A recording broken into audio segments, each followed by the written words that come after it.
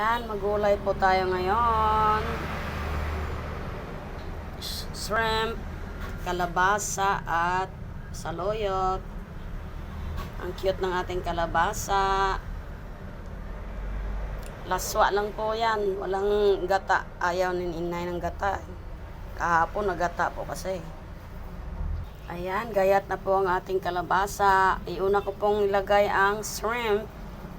At nagpakulo na po tayo kanina. Templado na po ang sabaw. Ilagay ko na po ang shrimp.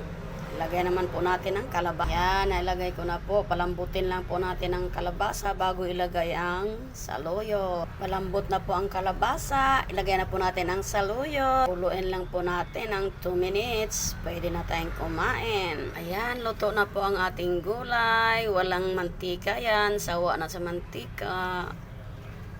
Kain na na. Kanya-kanyang trip lang tayo.